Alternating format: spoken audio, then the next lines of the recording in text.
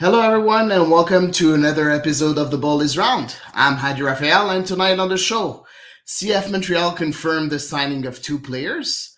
Marie Victorin hosts three trainings of the first team, and former elite striker lands at Pierre-Elliott Trudeau.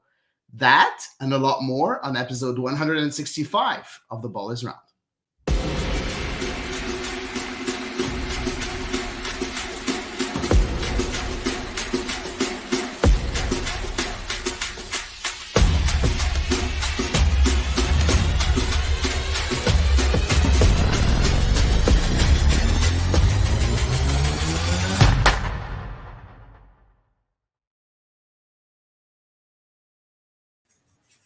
And I'm joined this evening by my two good friends. It's been a while that we weren't all three of us together. So let's start with you, Eve. How are you? How have you been? I've been good, thank you. Very, very, very busy, but hanging in there and had a very good soccer weekend. That's good. Let's not talk about other teams because I'm not game to talk about other teams. Elias, how are you, man?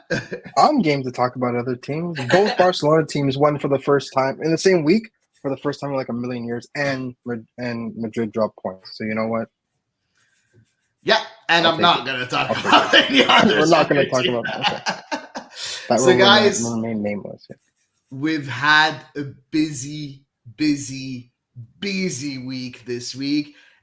Not only, and it's the first time that it's a busy week for CF Montreal only. So we don't have like tons of things on the Canadian national teams. We have a couple of things, but not that much. But CF Montreal news came down pouring this week. It was crazy. So let's tackle this right away. CF Montreal confirmed the signing of two players. So the hypotheticals are not there anymore. Yay! So Matthias Coccaro and Dominic Yankov signed with CF Montreal, reportedly for each one of them for $2 million. So tell me all about it. What do you think about those two moves? Is it a bold move from CF Montreal? Do you like that? You don't really like that? You don't want to, you don't want to really dip your toes too much. But so go ahead. I asked for offensive-minded signings, and I got offensive-minded signings finally. So for me, I am very, very intrigued by both of these signings. Obviously, we saw that Coccaro was very well loved by supporters back in Argentina, where he was plying his trade before joining Montreal. And he seems very genuinely happy to be here. From what I've seen on social media, I've already brought him out to a hockey game and the whole 9 yards. And I know he's endeared himself to some fans already. So I think always a good sign to see that. I know, Hady, when you were into Elias and I kind of talked a lot about what we thought about the player himself. So definitely I can redirect anyone to that for their opinion. As for Yankov, also I think, again, a great benefit that he doesn't have an international passport, or, well, he has a Canadian passport, I should say. Probably does have an international one for all I know. He plays for Bulgaria, so yeah, exactly. I'm sure he does have a Bulgarian passport. But in addition to that, he has the Canadian passport, which we love. So I think a really interesting find. Really, really, really curious to see, because once again, kind of when Montreal signs these players and they're signed out of leagues that we don't typically follow and we don't typically have a lot of easy access to, you wind up just relying on highlight videos of the players, which is kind of gonna make you set your standards a little too high for them, because of course you're only seeing their best moments, right?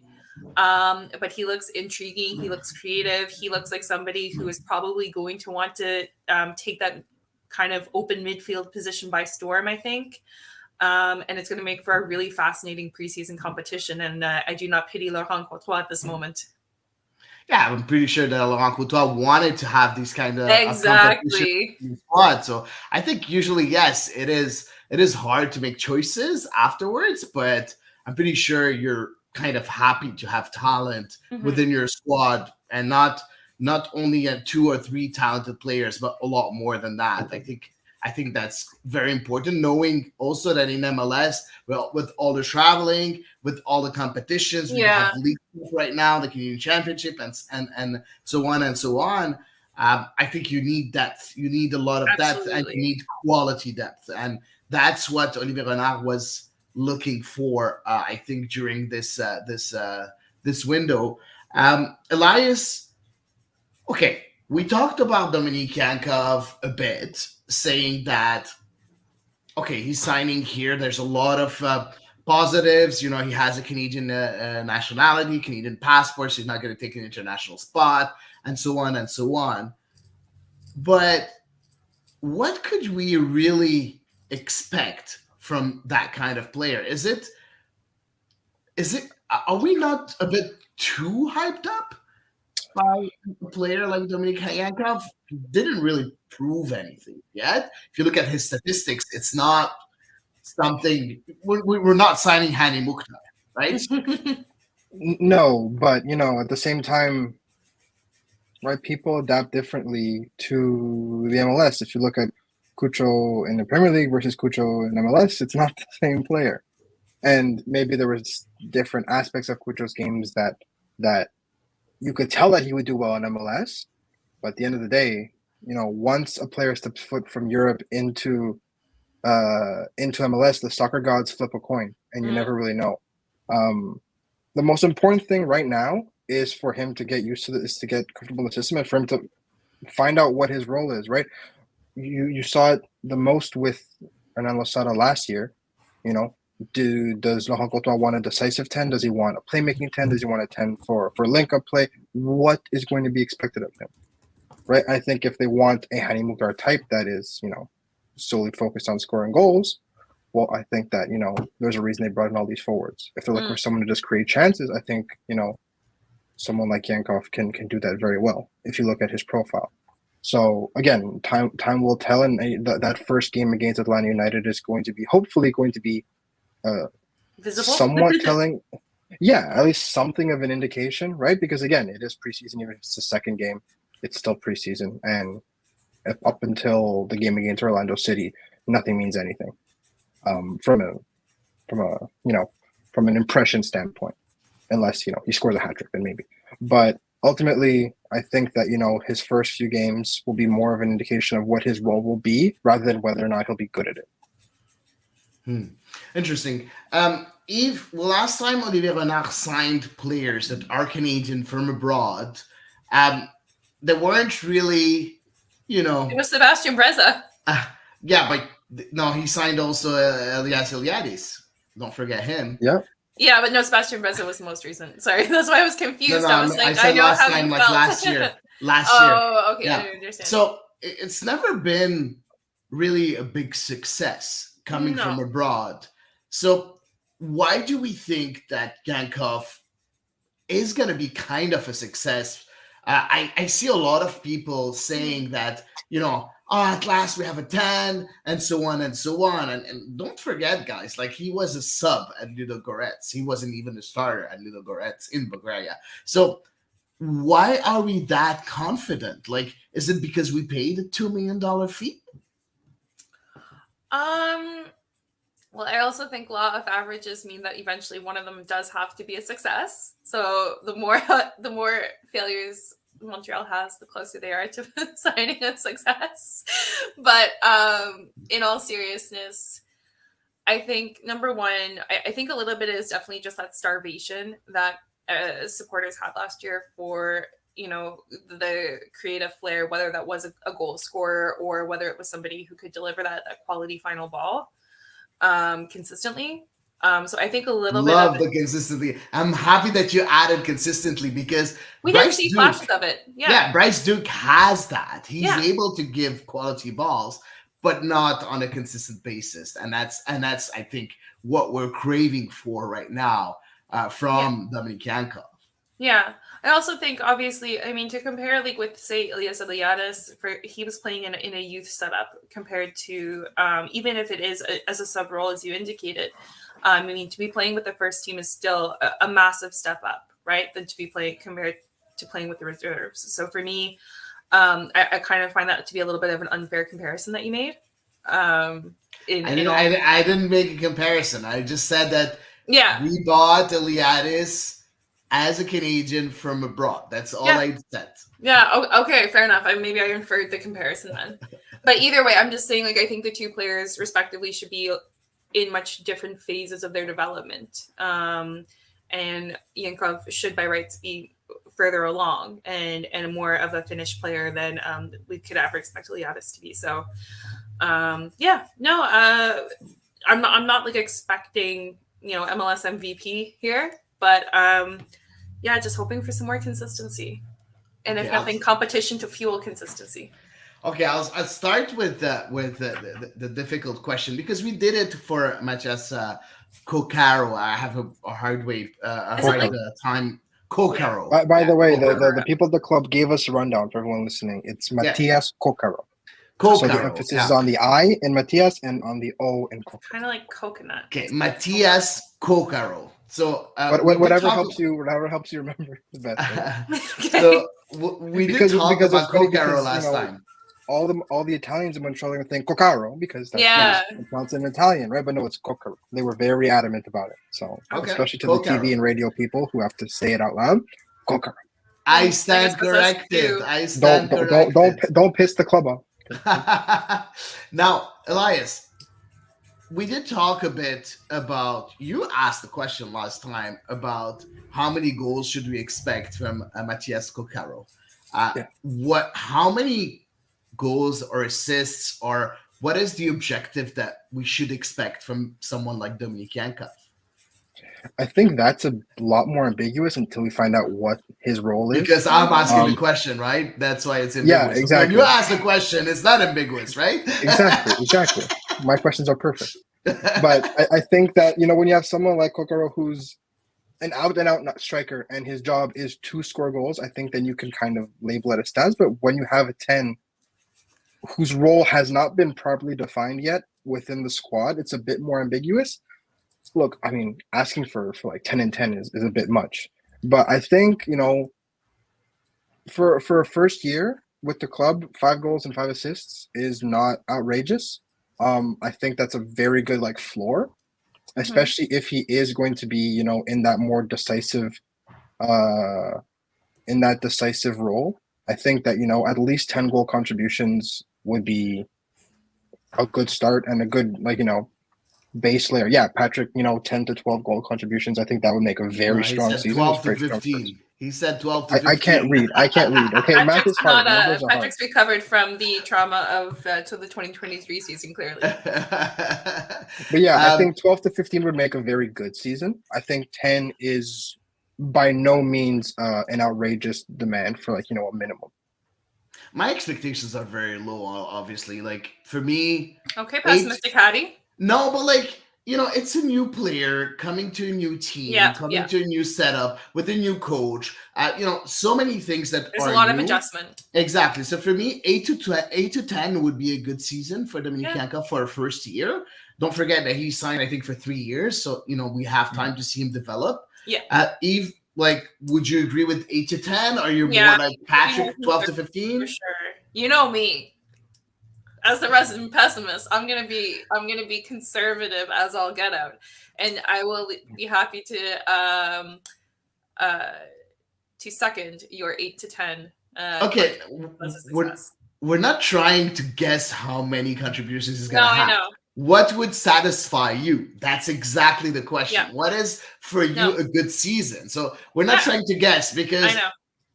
It's impossible to guess right now. 100%, we haven't seen him play. 100%. And you never know. The player does his ACL the first game. We really hope that's not the case. Hey, really hope that's no more ACL.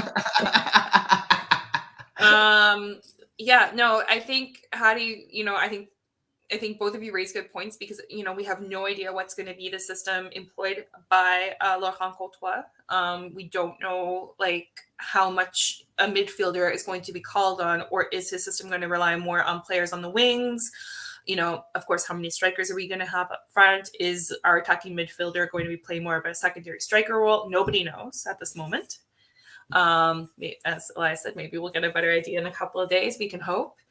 But So a healthy grain of salt with what I would expect for success, because if everything flows through the wings in the Laurent Courtois system, then we're gonna have to temper our expectations for sure.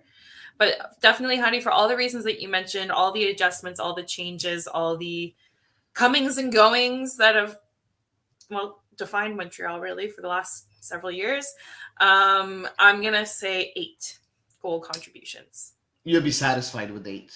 I can live with 8. No, that's not the question. Live with 8. Come on, Eve. I The said bar how is much Okay, will 10. you be satisfied 10. I will be for? satisfied with Okay, good. So at 10, so at the end of the year when we do the, I will do a thumbs up. you'll be yes, okay, Or 7 out of 10. Earlier, I happy. was gonna say I won't be giving like a 10 out of 10, but you know. Good. I'm happy. Okay, no, I think it's fair to expect that from Yankov. Patrick says something. Patrick White, one of our listeners, says, I mean, if he gets 6 goals and 6 assists, then it's the bare minimum. If he's a starting 10, it's not a lot if you look across the league. Well, I don't really agree with that. But because, MLS, I was just going to say, MLS also counts the secondary assist on the stat sheet. So I think a lot of players get kind of a bonus. No, but if you want to start separating those out when you're looking at players' goal tallies and stats at the end of the season, Elias, you can do that. Okay, I'm gonna let you enjoy that exercise. There's no secondary goal. My 10 goal contributions are a proper 10 goal contribution. Okay. First wow. Elias, you're gonna have to start your own little tally, I think. Exactly. I mean, every other stats tracking site except for MLS Soccer, the official MLS site. We have to adapt. We have to adapt, Elias. Like, you know what? I'm okay with secondary assists. Honestly, I think there are. No, but what I'm saying is like MLS makes it a lot easier for player stats to look better. Exactly, but that's not what I mean by 5 assists. Okay. I mean the final pass was made by someone. But sometimes the secondary pass is even harder than the last pass, right? Yes, but that's why they have key passes. Yeah.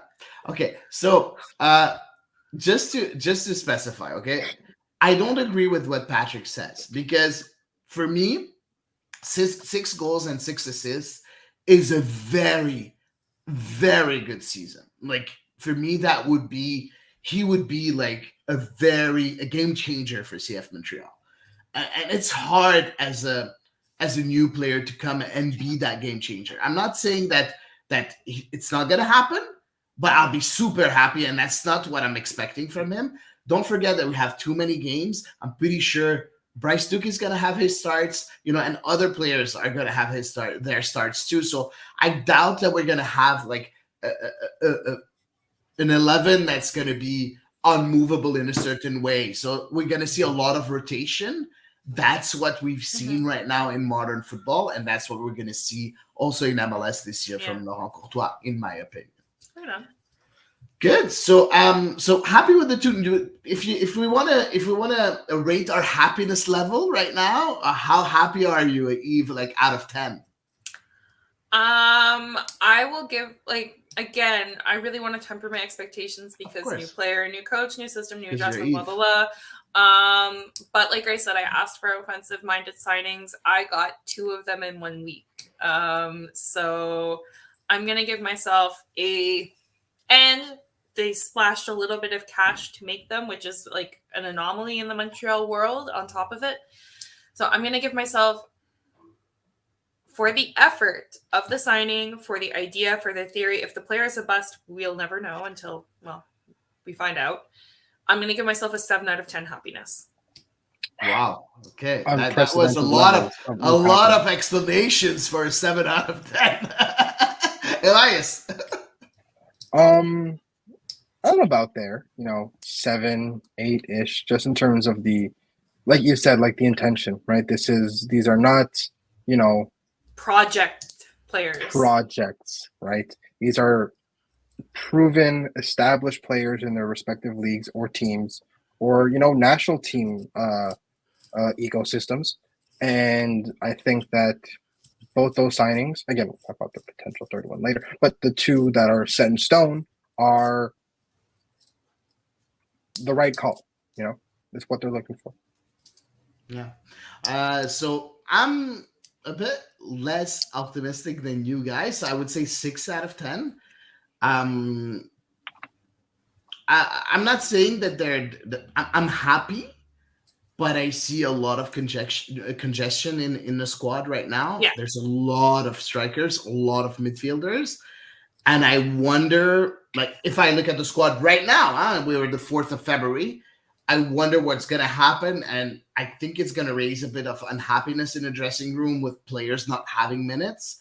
So I'm a bit afraid of that. I hope that we're going to see some players leave the club. Of course, there's a rumor of Chinonso 4 leaving the club for Europe, but the European market is already closed. So, like most of the European leagues, there's a few of them that are still open, but it's They're kind of not obscure. much. Yeah. Not really obscure. Like you have Turkey, you have I think Belgium until today, if I'm not mistaken, or tomorrow or something like that. So you have some good leagues, but nothing really very exciting. So let's wait and see. But that's something that's really worries me a bit is the congestion in the squad. Mm-hmm. So I would say 6 out of 10, and they're not. You guys are telling me they're veterans. I didn't say both of them were at all. That was Elias. They're established. I said established. Established players. I'm not really sure yet. I just want to see them on the pitch. For me, Kokaro is an established player, but Yanka, for me, not really sure yet. So hopefully, he will be so good that I'll just, eat my hat. But I don't know. Let's wait and see. I'm 6 out of 10 right now. I'm not super duper happy yet. Marie-Victorin. At last, we got CF Montreal in Marie-Victorin with 3 trainings only. Wednesday, Thursday, and Friday. I was able to go on Thursday. Same for you, Elias. You were there too. It was really fun. I know, Eve, you didn't have time to go, but it was open for fans. So that was really interesting, and I want to hear you about that, Eve. Like how interesting it is for fans to be able to go and watch a training, because we see it a lot in Europe, but we don't really see it here in Montreal. And I think it was a great gesture. Yeah, hit and miss. Like I know there were I think a couple of years here and there that they offered an open training. Like it's been a while for sure. In the preseason, I remember one year, I want to say it was maybe like 2019, they did it as well before the season started at the Olympic Stadium, obviously. But yeah, no, I think it's really cool, especially with all the changes and all the tumult, and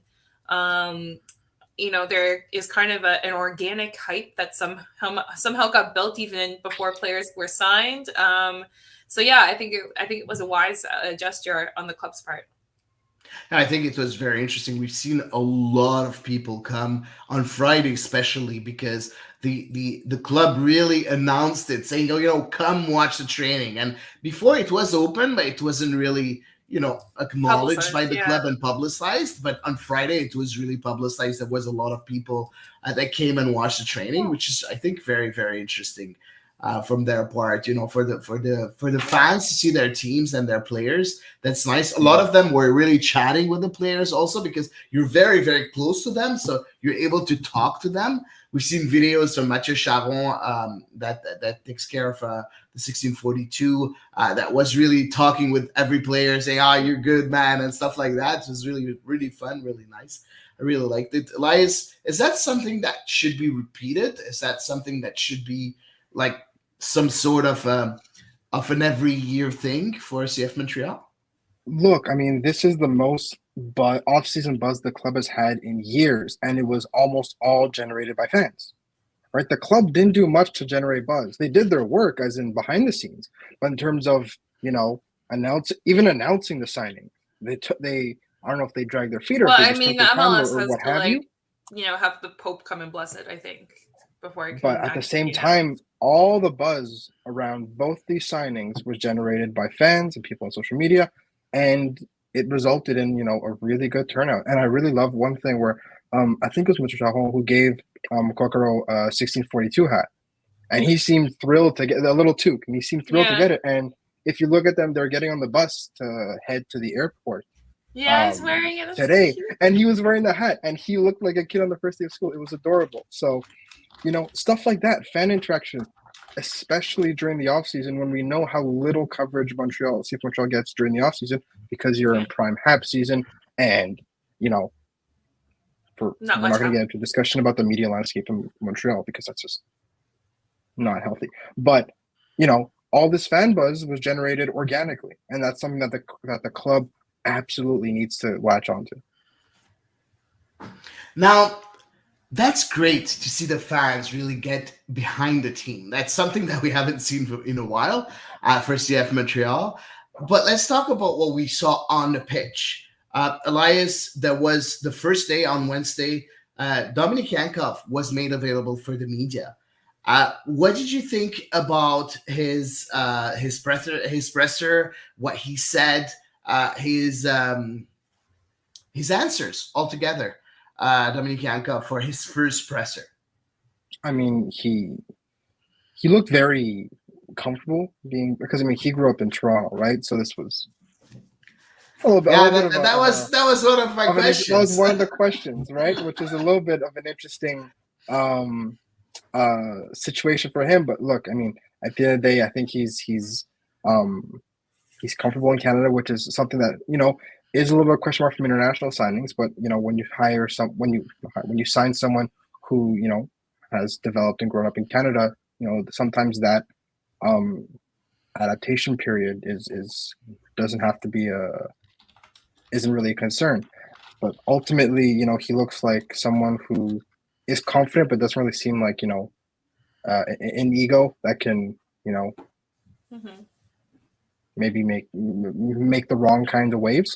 But it's tough to get a vibe just from one presser. So far, he seems just like just a regular good kid that just I say kid, but he's like I'm like a year older than him. Just like gosh, I can say kid. You can't. But he just seems like a player that's just happy to be there and excited to kind of get going and get some minutes. Eve, I don't know if you listened to the presser of Yankov or you didn't. I didn't catch that one. No, you didn't catch that. No worries. There's something when he was asked about Toronto, okay, and he's like, you coming for Toronto, you're not playing for Montreal. His answer, I would have expected something like, you know what, doesn't really matter or something like that, like. But he didn't really diminish that fact in a certain way. He said, it's okay, I'm a professional and I know how to behave in a certain way. Like, you know what, I have a contract with this club and I don't have a choice than, being behind Montreal. You didn't give like an Alistair Johnson style answer. Exactly. But now Alistair Johnson wasn't born in Toronto, so. No, that's true, but he did live in Toronto for a time and stuff. And I think he had the grudge against them. True, but still, for me, I see that and I'm like, is that for you a misstep? You have a TFC pillowcase on your exactly. Is that a misstep in communication? I think it's safe. No, I think it's a safe answer. Like if you don't know the vibe very well, if you didn't fully research maybe, I think it's a safe answer. I wouldn't read too much into it right now at all. I don't know. It's just I would have liked him to say, you know what? Yeah, it's okay. I'm born in Toronto, but I'm Canadian and love CF Montreal. They reached the final of the Champions League, whatever. Something he was like boosting. I think you're reaching a little bit. They reached the final of the Champions League, Hady. I think you're reaching a little bit. Yeah, I just don't like it. Like, you know what? Just spit on Toronto, man. Did you expect them to have like Kyoto's 5-4 tattoo already? Like, exactly. Apparently, that's what I would expect. Okay, what I got is someone who maybe is in touch with fan culture, right, and who was involved with, who was a fan of TFC. That's what I don't want to know. I don't want that to. We didn't say anything to make you believe that. You're just like reading so deeply between the lines that I think you're like embedded in the paper. exactly. Yeah, I You're think right. that I think I that you know agree. Yeah. he's just in touch with the soccer fan and the tribalism of of soccer fans, and if anything, that means that he'll work even harder during derbies or classics because it's not a derby, um, since he understands how important these games are. Yeah. Let's wait and see. Let's wait and see. I just hope that we're gonna see him. If he scores against Toronto, we're gonna see him, kiss the crest or something like that. It's just. Well, he won't Yeah. stick his hands up and apologize if that's what you're worried about. Let's wait and see. Any other? There was also quite a few pressers also with Laurent Courtois the next day, Matias Coccaro the next day on Thursday also, and then on Friday the pressers were with who was it already? Elias on Friday. There wasn't any There were presser. no pressers. There wasn't any press. Yeah, so let's talk about Laurent Courtois. Laurent Courtois came very relaxed as he is usually, very like not really stressed to be in front of the media. But the first thing that he said was really interesting. Wow, a lot of people today. That's exactly what he said. And the question was for him, do you haven't you seen that in Columbus? He's like, yeah, but I was like coaching the reserve team, so Yeah. of course I didn't have that much exposure. But I think it was really nice to see him, impressed by the media presence Yeah. during that presser. Elias, talk to us about what happened during that presser. What did you underline? What did you notice from Laurent Courtois? He's really invested in the learning process and learning about players and learning about what makes them tick and kind of the psychological aspect of all his players. And he talked about a lot, in Tucson as well, where he wants to know, the people we talked about last week, the people who don't talk a lot, the people who talk a lot, the extrovert, the introvert. But again, today, he was not today, but on Thursday, he was talking about how he was surprised that, some people almost feel like they weren't allowed to do stuff. And we were always talking about how, especially last year, how this team lacked audacity and lacked almost like they didn't dare to try something. And the way he's talking, it seems almost like they were actively discouraged from it. Again, I'm just going off of what Laurent Courtois said, right? Because he talked about how players were playing as if they thought they weren't allowed to do something. But Laurent Courtois was adamant about, no, you want to try a shot from 40? Try a shot from 40. And then all of a sudden, oh my God, turns out you have an absolute rocket. I remember one was Joaquin Sosa, where he took a shot from maybe 25, 30 yards out, and it was an absolute rocket, right? And so, if this coach can kind of just say, look, at the end of the day, if you want to have a go, if you want to back yourself, the worst thing that happens is that they have a goal kick. And the worst thing that happens is that, you get dispossessed in the other team's penalty area, situations like that where, yeah, it's not ideal, but ultimately you're not costing your team a goal if you lose the ball in the penalty area. 1,000 things have to happen between that and a goal. Or between a goal kick and a goal. So the worst thing that happens is they have the ball back and we win it back. So it's just the fact that he's trying to almost like reprogram these players into saying, no, have the confidence. And someone like Jean Dundee saying that we applauded so much because he was, willing to try stuff. Because it was such a novelty, it seems like all these players are now, like broken. Whether or not it works, whether or not, but yeah, maybe they I'm have sorry, but that's what it sounds like. No, it makes me sad. Yeah, I think it sounds a little bit more I think he made it sound a little bit more tragic than it actually was. But I think that, a lot of these players were maybe a bit timid because one thing was asked of them and they didn't really get the chance to do much else. And Laurent Courtois is kind of now saying, go on a run. You want to take a shot because you see a lane and you feel it. Anyone who's played soccer, at some point they get the ball and like, if I hit it right now, I know that I can hit the hell out of it. Mm-hmm. And so, you know what? Trust your gut. That's interesting. And when Laurent Courtois again said we want to play risky soccer, yeah. When as a fan, when you hear that from your coach, Does that intrigue you, or does that excite you, or how do you react So when he said, "I want to play risky soccer"? does make me worry a little bit for my liver this coming season, 100%. So okay, better start buckling up. No, 100. Like any day of the week, I'll take risky soccer, which is going to promise excitement and action and goals. And I have to balance that with the understanding that risky soccer is also going to involve mistakes, penalties, conceding goals, and probably a few facepalm moments for sure. But at the end of the day, nothing ventured, nothing gained. You have to take risks in order to reap the rewards. So I am all in for risky soccer. Oh my god, is it like Risky Wilmer all over again? Oh my god! It seems like it. Oh my god, I forgot. I'm so sorry. Just crossed my I don't mind. think it'll be exactly Bless his like heart. that, but bring back the same vibes and maybe different results, and I'm on board. Where is he, Wilmer Cabrera, by the way? I have no anyone- idea. I think he's retired. I looked it up the other when I was making the quiz. Actually, I looked it up. I think he's retired. Okay. I'm not sure. Him. So no, good for him. Good for him. I hope he's enjoying Yes. time on the beach or something.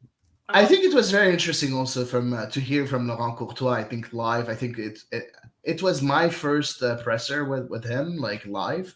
I didn't have time to go the last few times, and I like his answers. I felt that they were all kind of the same, even if we were asking different questions. We would have the same answer every time. One of my questions was like, "Who's going to be your Juninho?" Because he's a Lyon player. He's a Lyon player. He's born in Lyon and everything. And Juninho is one of the greats in Lyon. He's like, And his risks. He's like, I want to take risks. Exactly. He's like, you know what? We don't know. We're gonna see. We're gonna have to learn and to see He's maybe a Hady some special. players. Maybe some. Oh, come on, man! Like the See, you're allowed to sometimes- say that. I don't want the coach to say that. You're allowed to say that. But I don't want the coach to say, "I'm gonna wait and see." No, but like he said something like, maybe some players didn't used to play free kicks, so now we're gonna see if they're able to, and we're gonna discover what they're able to do together. And again, like he didn't want, like it's still very early, and I think it's wise from him to not really want and to give too much that early in the preseason. Yeah. So I kind of liked it, but I felt that the presser was less interesting than what it could have been. So yeah. Well, it's because we're so used to the end of last season with all the explosive press conferences. Exactly. We're expecting something to really burst or whatever. Matthias Kokaro, first presser. Got it. Yeah. First presser. So I'm pretty sure you saw clips or something from him. Yeah. He looks so nice. I want to cuddle him. Oh, okay. Hady's podcast after dark here, but okay. No, but seriously, like he seems so nice. He seems genuinely sweet. Like he seems very genuinely happy to be here. Like he seems just like a very happy individual. I don't know. Exactly. I don't know what's in his mate that he drinks. I gotta get some of that for me. Maybe cure pessimistic Eve. But no, he seems honestly like he was so smiley. He was just like so. I don't know. I agree with you, Hady. I got like a very warm vibe off of him. Yeah. So as I said, like, I ask myself, like, as a striker, don't you need to be mean and like be badass in a certain way, or it doesn't really matter in your opinion, Elias? Well, because the thing is, the sense that I got is that he was, like you said, right, when people were asking about questions like about Montreal and about how he enjoyed himself, just the time in the city, and I thought he was at a Laval Rockets game and everything like that. He was all smiling, but the second someone asked him about like soccer, he was like, "I'm here to score goals," like automatically. Like it was, he was still smiling, but you could tell that like his tone had almost changed a little bit. And I think he's just one of those players that's always just happy-go-lucky and tongue-in-cheek and just like enjoys himself. And the second he steps on the field, he turns into warrior Like move. it's a different yeah, it's a switch that players flip sometimes.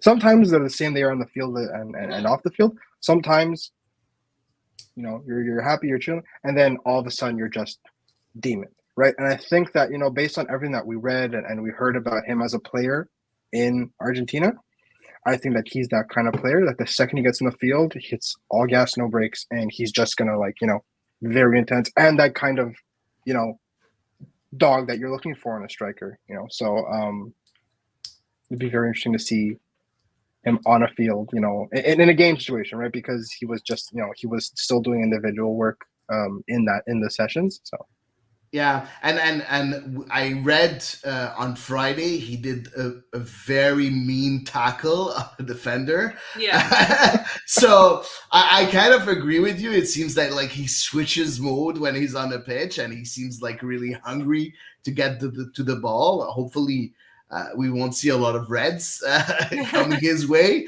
because like from what I read, like the tackle was really intense. It didn't break And anyone's leg, at least. exactly, After but it Cabrera. was very close. It was very close. So I don't know. It's gonna be very interesting to see him go in a Yeah. certain way.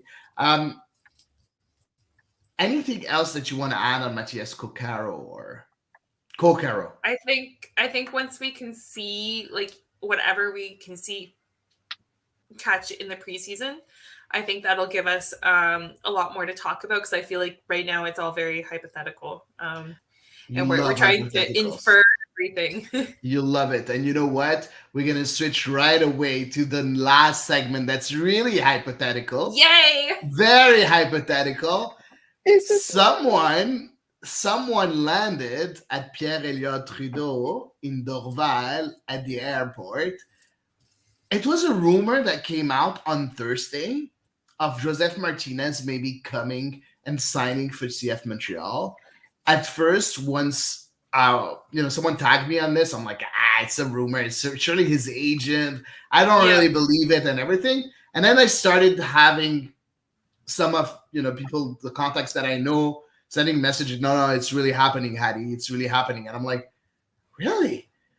And then we saw him at the airport. So a lot of fans went to the airport and to greet him. Joseph Martinez with CF Montreal, good or bad idea if he gets signed? Love your use of the hypotheticals. So I've trained you well. I'll let you start, Eve. Go ahead.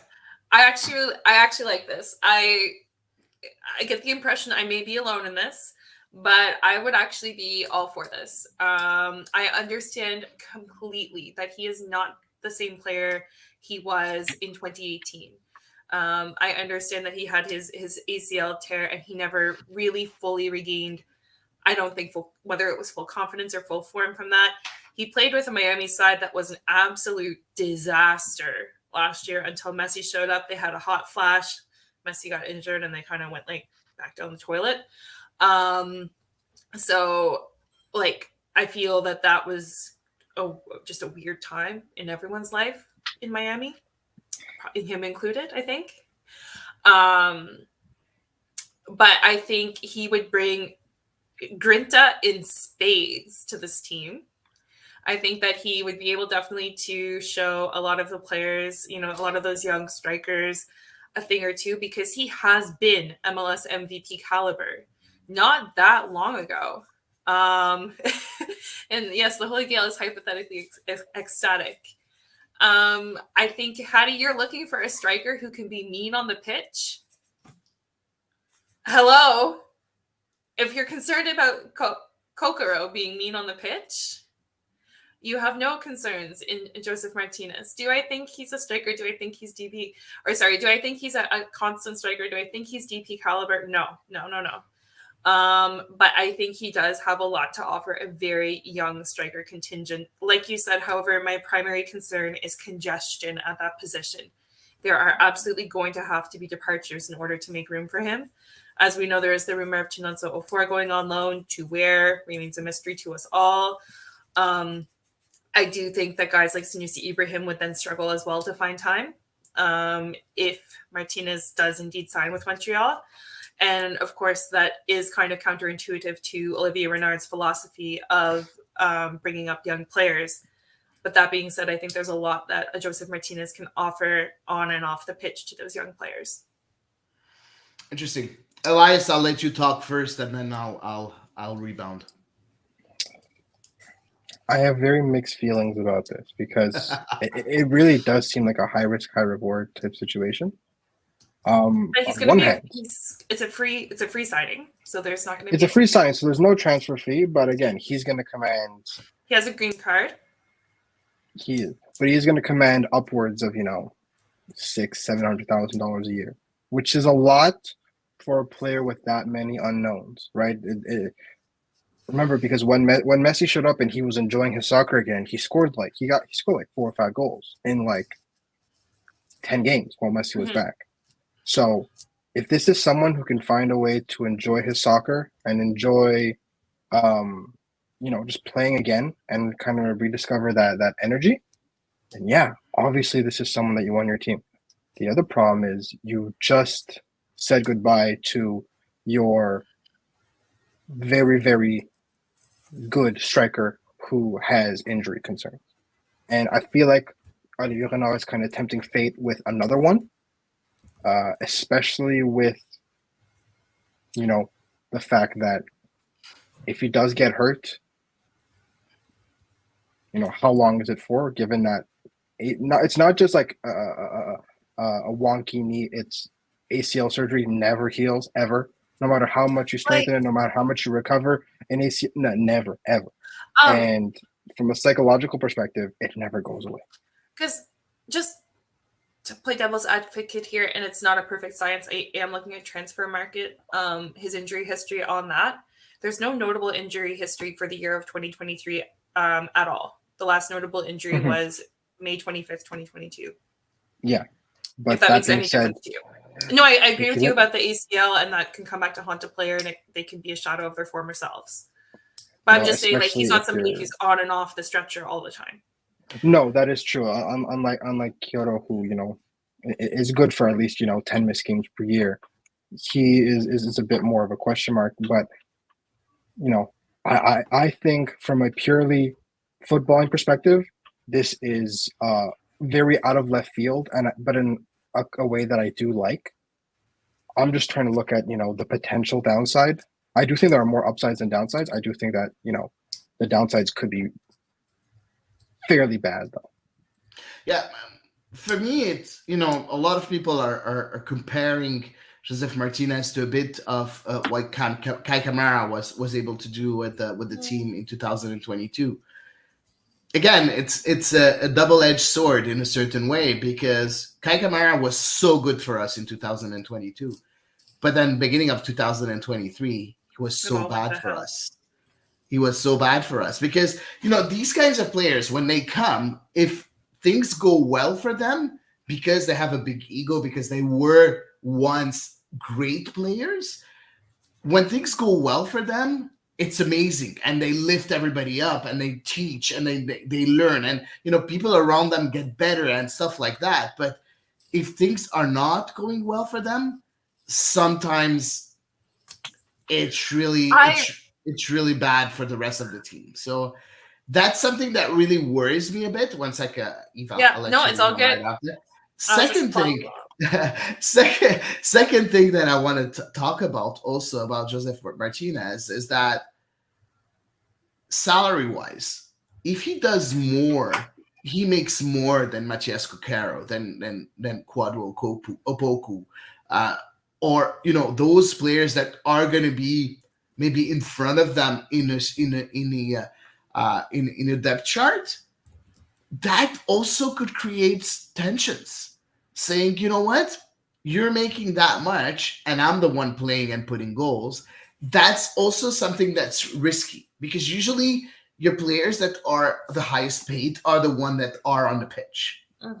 And that's something that worries me also a bit. So let's wait and see what's going to happen. I don't hate that signing. I'm a bit cautious because, everything that he's going to bring is really amazing. And Patrick said it very well here. He scored 12 goals in all competitions last year. You bet him the ball in the box and it's a goal. I wouldn't go that far, but I'm pretty sure that when he gets the ball in the right space, at least the shot is going to be on target, and it's going to be, and And it's that's going to where be we're at this year after last year. exactly, and it's more than that. It's going to be a shot that's going to That's venom. create. Yeah, exactly. That's gonna create a bit of confusion on the other defense, on the other team's defense. So he's a threat. He is able to have clinical finishing, but what about his mindset? And that's the only thing that really worries me.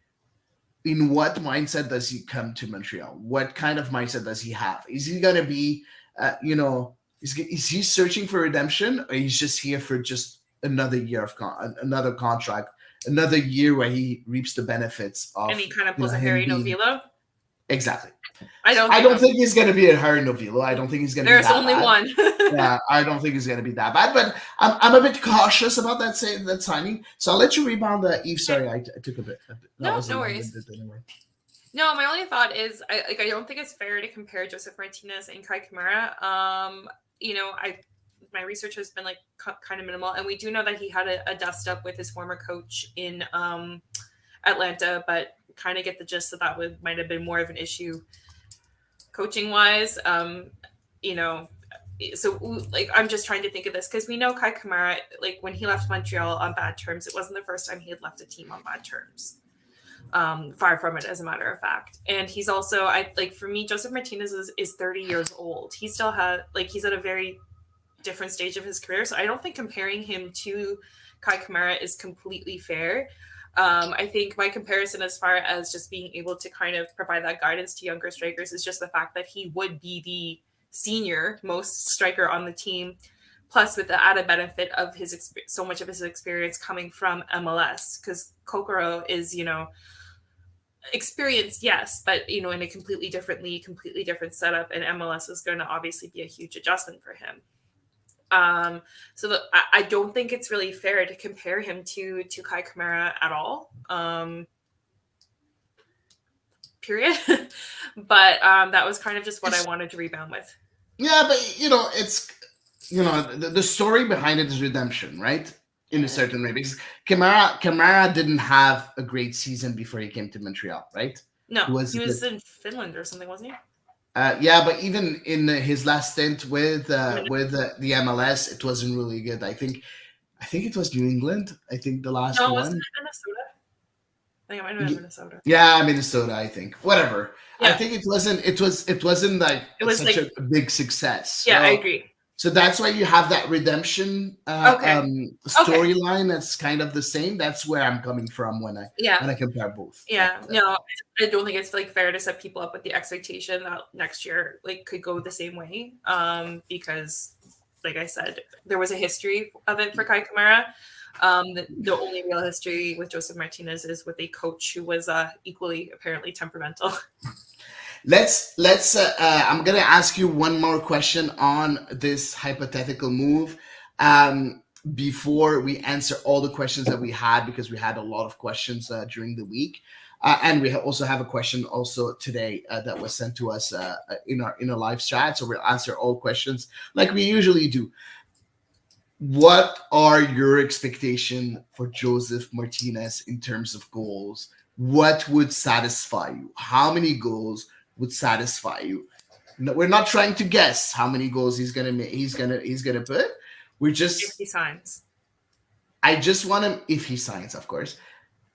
How many goals would be? You know what? That's a good move. Chan already answered for us. 9 goals.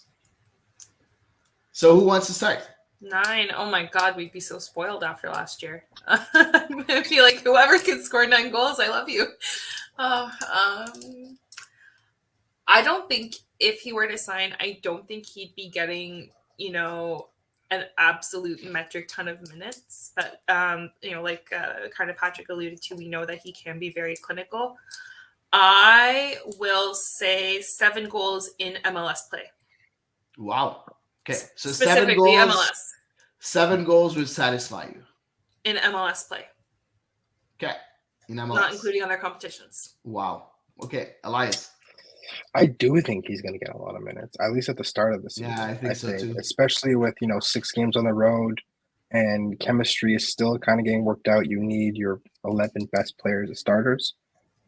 Even if he can't play a full 90, I think that he'll get his, especially at the beginning of the year, he'll get his minutes in.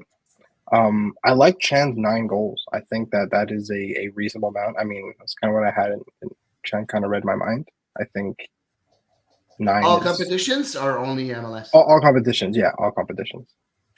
I would go like we're all the same. I would go with 8 because because you you like all the middle. We're in the same ballpark. No, because I think 9 would be. I'll be impressed. Like that Okay. extra goal would be.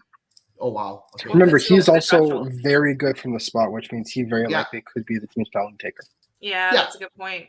But still, if we're getting that many penalties, I'll be very happy too. Oh, yeah. So I mean, Count on one hand the number of penalties Montreal had last year.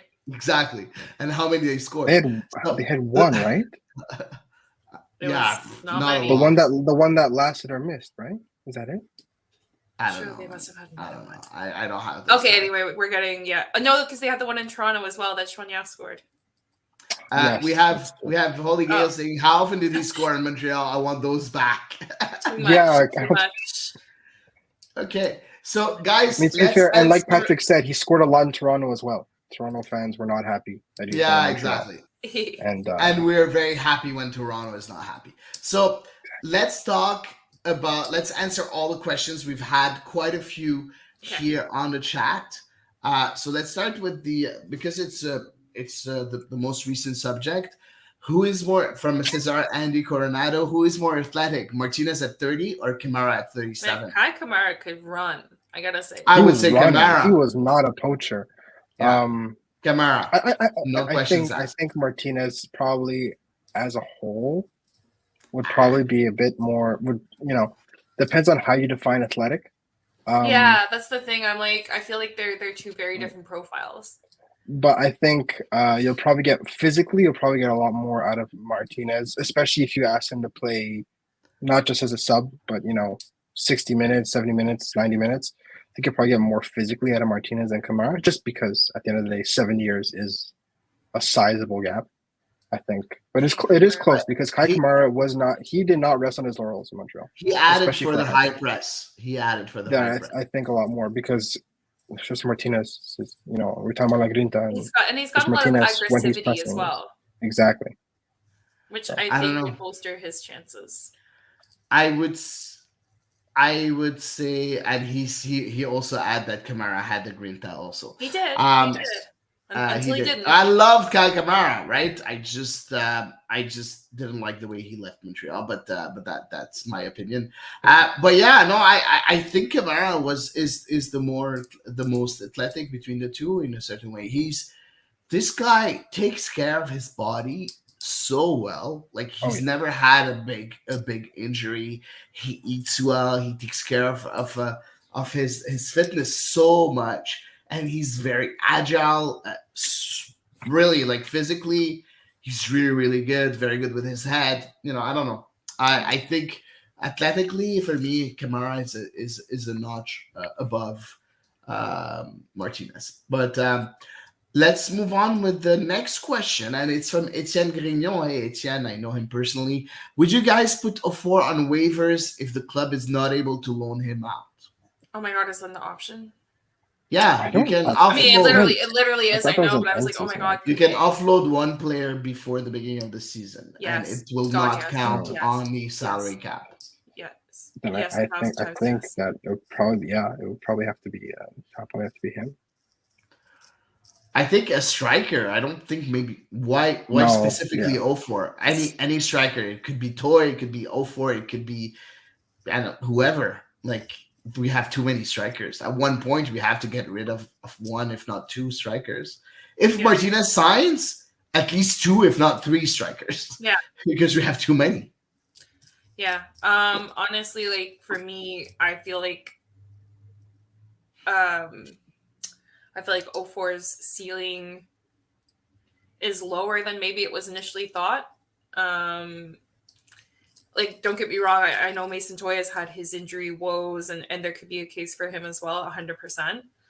But like, I think I watched enough frustration of Chinatsu 04 last year that like I'm like fine. You also have to remember the style of soccer they're playing now, right? Yeah, With Laurent Courtois and the possession, that is not his wheelhouse, right? Where he no, was best was, off the ball work and hold up play, and that's not what and not Laurent Courtois is shooting. going to want from a striker. Yeah, yeah. So I can kind of I can see a case for it. Let's wait and see. Let's wait and see what's going to happen. But yeah, I think, yeah, it's a possibility, Etienne, to answer your question. I think it is a possibility. At one point, we're going to need to not have that much strikers, that many strikers in the squad. So And we do have a few questions that we got before the show, not during the show. So Eve, I'll let you start. on. Okay, in no particular order. Oh, no particular order. So the first one is from Dr. Foot. 4 years to renovate the roof and the ring of the Big O. What do we do with the project, the Satsaputos project of modernizing the stadium? Because we do remember at the beginning of the year, Gabriel Gervais said that we have to make sure that not both the stadiums are in constructions together. It's going to take 4 years. Are we able to wait that long No, to modernize no, Satsaputo? So what do we do, Eve? Let's start shoveling right now so that they can't start at the Big O. Just start digging it all up right this very second. Like tomorrow, Joey Saputo, get on a bulldozer. You have enough money. I'm sure you can rent one somewhere. No, I'm kidding. I really don't think they can afford to wait 4 years. Like, I mean, the stadium, we've been saying it for a few years, is way behind. Imagine how much worse it's going to be in 4 years, with 4 years of extra wear and tear under its belt, especially with all the additional matches that are getting played throughout all competitions these days. God, I don't know. I am not like a civil engineer or anything like that. This is like this has got to be like just the worst news for the management in the offices at the Impact right now. Like it's I would just be like ripping my hair out. Do you have a solution, Elias? What would CF Montreal do? Because It's a I agree solution with I Eve. don't like. I agree with Eve. We cannot wait 4 years to modernize the stadium. No. Well, It's 6 years. impossible. We might as well Right? just Because start you have to from wait 4 scratch. years for the Olympic Stadium to finish, and then 2 years for. So And then I'm 2 not years. waiting 6 years, right? No. By 2030, no, forget it. No, that's crazy. Anyway, I saw one suggestion online, and I think it's the only answer. It's not necessarily the right answer, but it is the only answer. It's Percival Molson Stadium, Yeah. right? I mean, it it's seats, like kind of the only one that comes to mind. right? Yeah. It seats what, like 15,000, I think. And look, they could put in bleachers, and they could put in a supporter section on the end of the field. Yeah, like a temporary kind of thing. Exactly. It's not great, but I mean, there's nothing else I could think of. There's no, unless we send them the Baku Coin and have them play there. But right, the only thing is, since apparently the club owns that turf, what they could do to maybe kind of entice, like Patrick said, on that turf, what they could kind of do to entice is bring the Olympic Stadium turf to Percival Molson and be like, look, if you'll let us play here for 2 years, we have turf. Fresh, shiny new turf. We have fresh, shiny, top line new turf that's been used for like collectively like a month. Right? If you count training camp and the one game, like a month. I don't know, and I don't know how like turf installation works, so I don't even know if that would be feasible, right? Like I don't know. I mean, because at the end it's a carpet, right? So it would probably have to some construction underneath, but that's like minimal compared to, what's going on. It's a hot mess. It's gonna be. I think that's the only reasonable. It's gonna be tough. I think it's gonna be tough to go through those 4 years. I don't know what CF Montreal is going to do, but decisions Because have to like be you said, made. I'm not a civil engineer, but I think that like Patsy, you have to dig to install turf, but you're not installing turf, you're changing turf. Yeah, So a lot of the foundation is already there. But then the So football team would also have to agree, obviously, and say like, yes, this turf. yes, is but then for they our also get uses the as well. Remember, they don't own the stadium. McGill owns the no, stadium. that's Montreal true. does not have to speak to the Alouettes. I mean, they And probably you know should if what? they want to have a good McGill, relationship. McGill is trying to cut their budget. Maybe, oh my god, maybe they can get some money and then from Some money. Montreal They don't have try to to pay play to do the there turf again because because working at exactly. McGill right now, all I hear about is money. So I'm like, wait a minute, hold on, this might be a So win-win look, and a win for Eve. it's by no means a good option, but it is also the only option in Montreal, right? yeah. Yeah. Let's wait and see. At 23,000, by the way, Percival Molson. So it's a lot bigger That than much. what you. Yeah, 23,000. So it's bigger than Saputo. 15%, That's just about. that's pretty nice, I think. So let's wait and see what the club is gonna do. Let's move to the next question. Eve. Yes, sorry, I am on it. My mouse is sticky. Okay, it's from Pascal. Kyoto, would we take him back? I say no, but it's worth a discussion. Curious to see why some people would say yes. And we have also a question. Also, it was exactly the same question from someone from Facebook. Here, I I'm got it. trying to find the Kyoto is coming back from Giovanni Francisco Aguilar Rita. So, guys, Kyoto, back or no? Today he posted a picture of him on Instagram with CF Montreal shorts. A lot of people. Shorts. It's not the new shorts because they're black. No, it's the But New the shorts are colors. white. the kit that they do every year for the plastic Oh kit. yeah, the recycling. Oh. Yes. Yeah. For the hat. Oh my gosh! Don't tell me people got all flutter over that. Well, no, it's just something that I noticed. I'm That's all thinking good. of it, but I also. That's all good. That's why the fashion police is here. If you're not, So Eve, you no. can start. No. No. And not even because of my philosophical stance against returns that Hady has, I think, trademark on. Like, I think especially last year, for the sheer volume of time that he missed injured, like, it was almost like you might as well have just moved on with life without Ramel Kyoto in it, you know?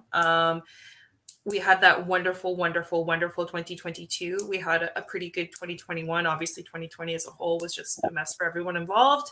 And there were a lot of really good and interesting memories made with him as a player, 100%. But I think it's time to move on. And I think it was very clear by the end of last season. So for me, I Yeah, agree 100%. And again, if he comes back, like again, we have too many strikers, so you're gonna have to offload another striker to have Ramel Kyoto, to give Ramel Kyoto a spot. So no, I for me, one veteran is enough. Joseph Martinez will be that one, and then you have Kokoro and you have Opoku, you have Sunusi as a young striker, and I'm happy with that. Toy and O4, I think they need to go find another club. So no for me. Even at 100,000 with just bonuses, I'm not interested. Elias? he offers himself for 100,000. I mean, it's tough to say no, but at the same time, I don't know who I would trade for 20 games. I at most 20 games of Ramel Kyoto. So at the same time, I think that you know what, it's best to part on good terms, and just say thank you. Yeah. And come on. Yep. Okay. All right. So we answered that. Next. Last season, the midfield was the weakest part of the team. They didn't improve this area except the progression of Saliba. Do you think the system can save that weakness, a system that puts pressure on the opposition when Yama and Piet are not mobile enough? Elias. I disagree with several parts of that. The first part is the midfield was not the worst part of the team. If anything, Maybe it we was just forgot arguably about the strikers because they were so yeah. ineffective last year. They were, the strikers were definitely the most troublesome part of the team. Could the midfield have been better? Yes. Could they have been healthier? Yes. But I don't think they were by far not the worst team, or the worst part of the team. Yeah, I mean, you add someone like Dominic Yankov, you bring someone back like Rita Zuir. The depth in the midfield, especially if they're going to play with only 2 or 3 midfielders, is you're set, right? You're absolutely set. You have an all-star caliber midfielder, Mathieu Choinière. You have a designated player who's finally going to be playing back in a system he's comfortable with in Victor Wanyama. You have Samuel Piet, who is a mainstay, and, it's what you see is what you get. You have fresh blood. You have a different perspective that may suit some of the other players like Bryce Duke. I think he's much more suited for Laurent Courtois' style of play than Arnaldo Losada's. So all in all, I think that the midfield was probably the thing they had to touch the least over the course of the offseason. Even though the defense was arguably the best part of the season last year, it did need to rework, especially at the fullback position. So I think that the midfield was, they bring in a 10, they bring back Rudisweer from loan. You're good. Yeah. For now, you're good. Assuming everyone stays healthy, right? That's 3/4 of the battle. Exactly. Eve? I don't have much to add along. I agree entirely with what Elias said. The only thing I would add is I think my main concern right now for the midfield is congestion, which we are now starting to feel up front as well. And I know we've talked a lot about that, I think, already, even before we had the confirmation of the Yankov signing. So now it's just kind of exacerbated even further. Because, yes, there is healthy competition, but then there are people who are going to be bitter about their minutes being taken up by other players, as you mentioned before, Elias. But sorry, Hady, it was you. But no, I agree that for me the midfield wasn't the weakest link in this team last season. It wasn't outstanding, but it, like I said, you could not be blamed if you forgot the strikers were on the pitch at points last season. Yeah, and I think the system didn't help also last year with the midfield. Not putting Wanyama on the pitch because the system wasn't adapted to a player like Wanyama. I think not being mobile doesn't mean not good. He says at the end of the tweet, Piet and Wanyama are not mobile enough. But sometimes you need that anchor man in the middle that's not really mobile, that really makes sure that you have nothing, you have no passes that will go through that the middle of the pitch. Yeah. And that's something that's very, very interesting. So I think we have enough quality in the midfield right now. It all depends. Are we going to be able to have a system that goes along with that quality? Because sometimes, yes, the coach has his ideas, but at the end of the day, the coach has to adapt to the players that he has. Yeah. And I feel that Laurent Courtois would be good at doing that. That's my honest feeling. I don't think Losada was good enough at that. Unfortunately, he had his way of playing soccer, and he wanted to implement it. That's all he wanted to do. So yeah, no, I don't really agree that it was the weakest thing in Montreal. So nothing else to add than what I did. Moving on. Next question. Oh. Of the new additions, who do you think will help the team the most this season? Who wants to start? Elias? It has to be Kokoro. It has to be Kokoro. Another very interesting pick would be Raheem Edwards. Raheem the Dream. That left back position has been wanting for ever.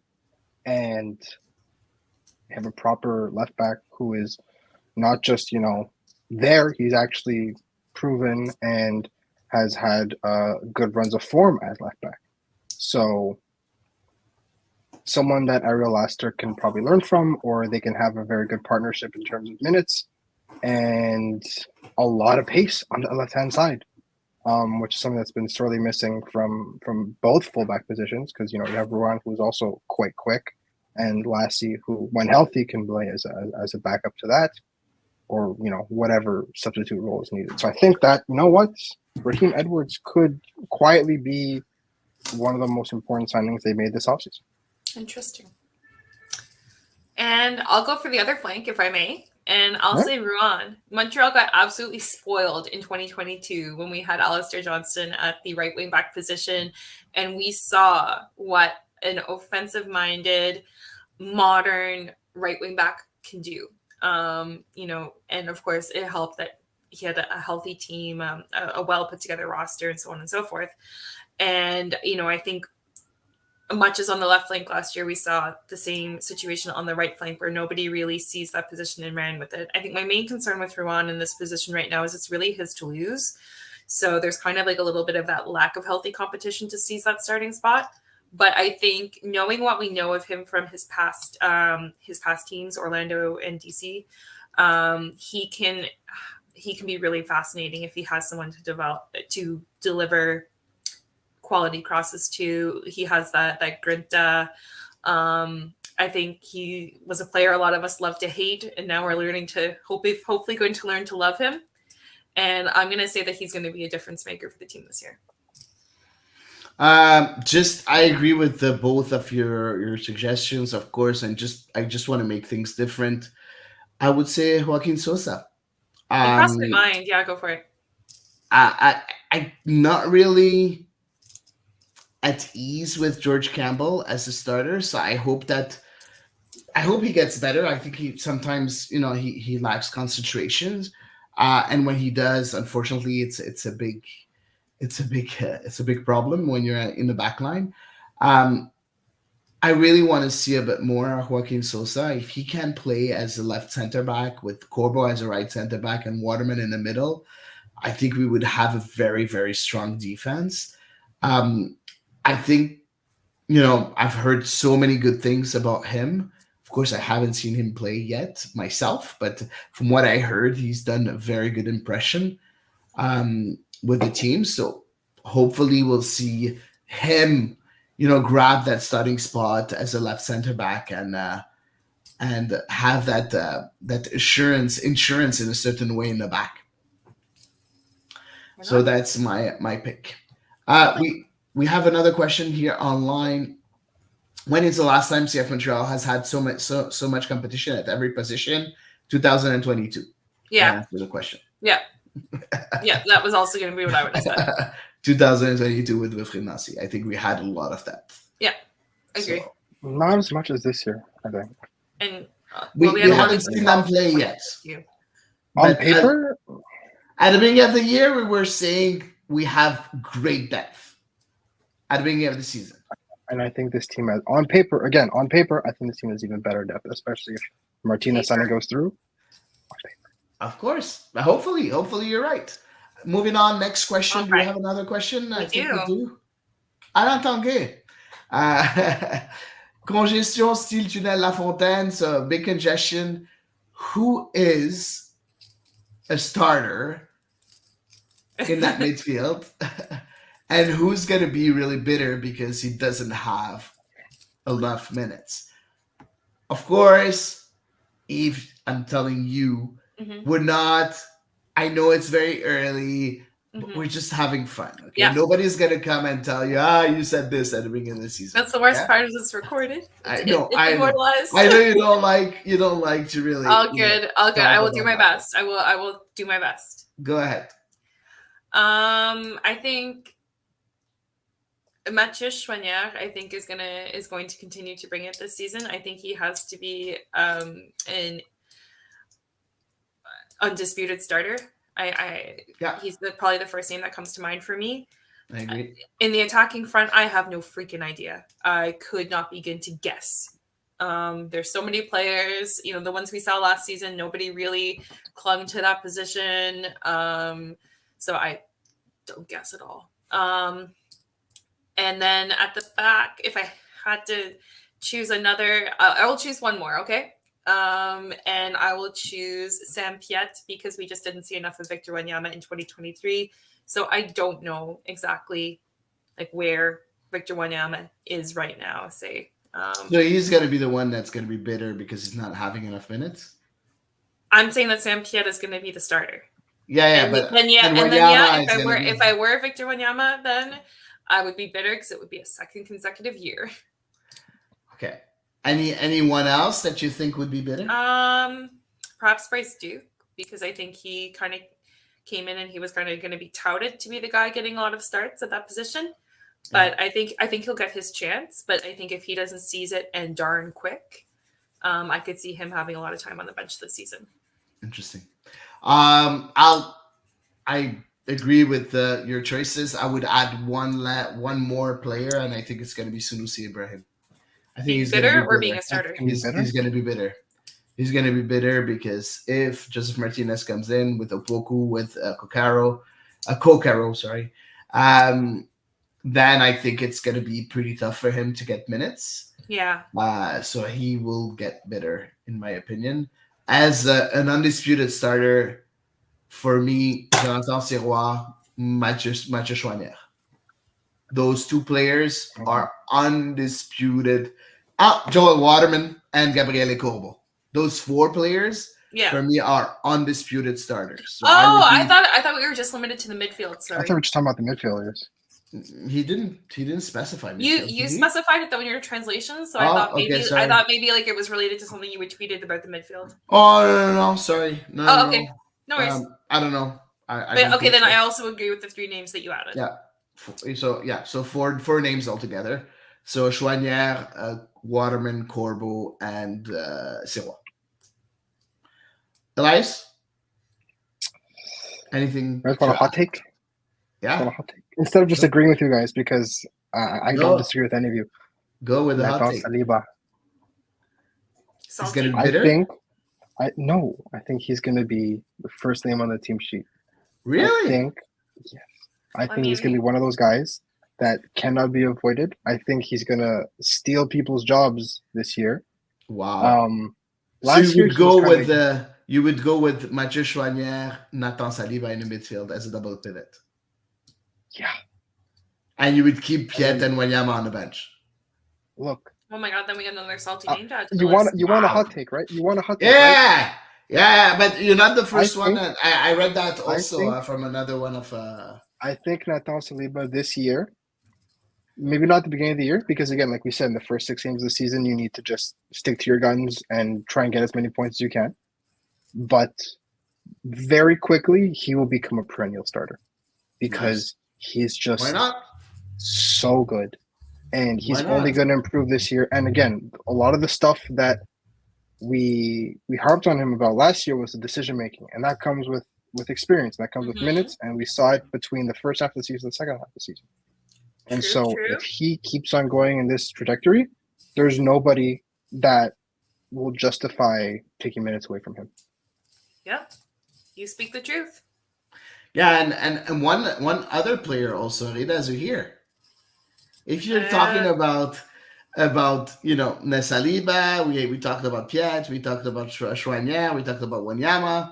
Where does Hady Zouhir fit in all this? He's going to be this year's Nathan Saliba, and who's going to kind of hope for the minutes he can get, and try and make his mark. And steal more people's jobs.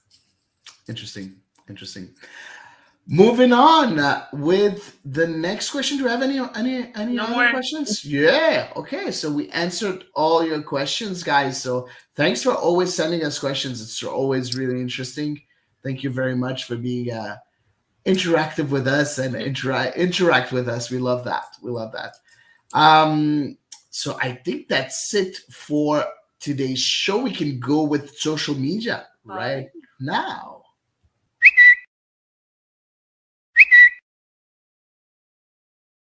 All right.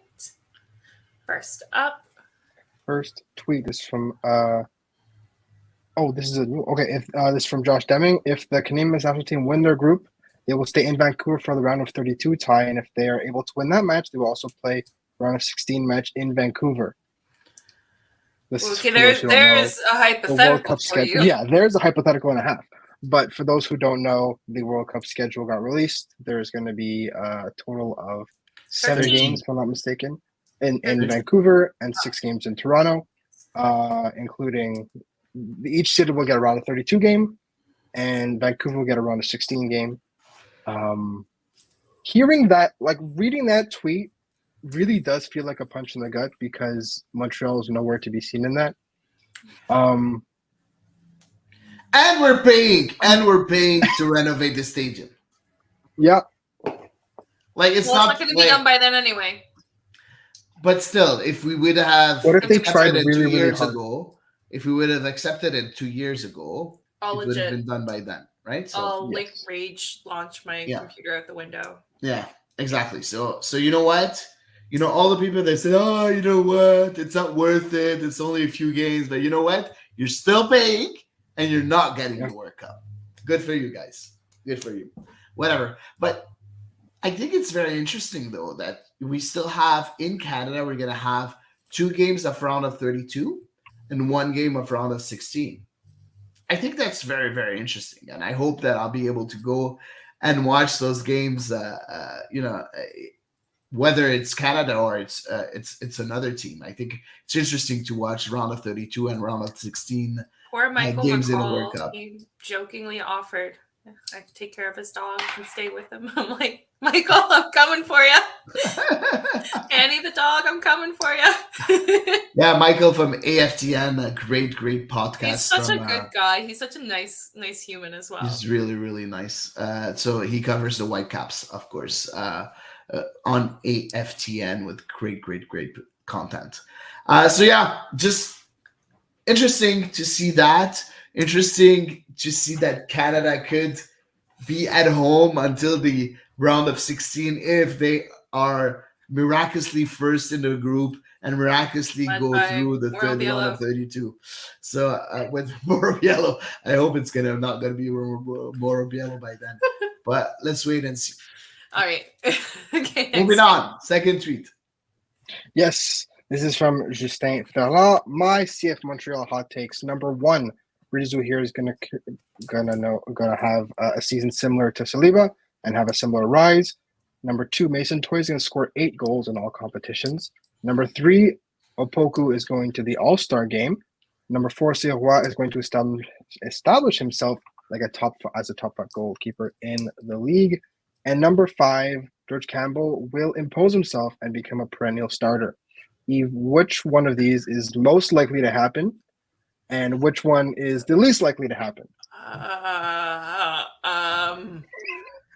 Those are some spicy hot takes. I'm just gonna pop them up again if you don't mind. Very hot take. I will say the most likely will be Jonathan Sirois establishing himself in the league.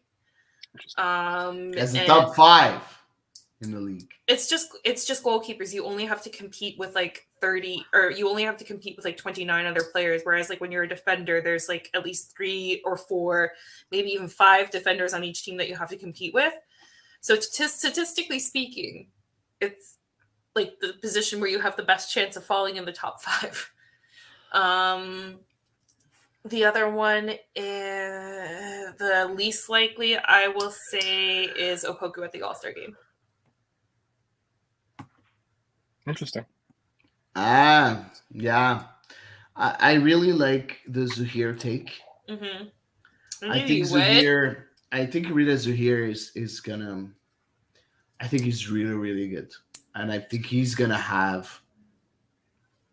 If he gets the minutes, he's gonna impress us. I think his loan at San Antonio helped him discover himself in a certain way, playing a bit higher on the pitch. So not playing as a number 6 like he used to, but playing as a number 8, even as a number 10. I think that's his position. He took some chances from outside the box and always gave some very interesting shots. And he scored some very interesting goals also. So he discovered himself in a certain way. And I think that we're going to see him continue that on that same path in 2024, but with CF Montreal. So that's the only hot take that I would see would maybe happen. Jonathan Sirois, top 5, yeah, that could happen. It's pretty hard to be in the top 5 in the MLS. Like goalkeepers, it's not easy. Campbell, I don't see it happening. And Least likely. Yes, we don't know if Opoku at the All-Star, I don't think so either. What's the We know how you feel about Mason Toy scoring 8 goals in all Yeah, no, that's not gonna happen. Is that the one? Which one's Maybe, the least likely? I think it's gonna be Mason Toy. And maybe not with Montreal. Okay. It could happen. Did not specify with Montreal, right? Okay, so that could happen then. Okay. Alrighty. Shall we? On to the next tweet. Yes, this is from Mr. F. All of a sudden, almost 40 of these posts that he's seen just in the last 48 hours surrounding the news of not just Matias Kokoro, but just Martinez, Sosa, even Yankov. If you change the name, it will shine more internationally, said the two geniuses. Congratulations. This is in response to a bunch of international tweets and reports and articles calling CF Montreal the Montreal Impact. Yep. Both. I'd like to know your opinion on this and what you take away from it, because it's not like this is not hypothetical. It's not the first time. Exactly, and it's not just like hypothetical thinking about it. This is cold hard data. These are international journalists referring to your club with the old name. Yeah, I mean, the only thing I would say is like a blue check mark on Twitter or X doesn't mean as much as it used to. No. Like, when you look at a verified account now, it's just like someone who paid $8 or whatever. So I like take it with a more grain of salt. But yeah, in this case, like it was verified, like it was, say, people who appeared to be journalists at least. I don't know, man. That rebrand, yeah, it does not seem like it caught on. I don't know. We see the name Impact floating around over and over and over.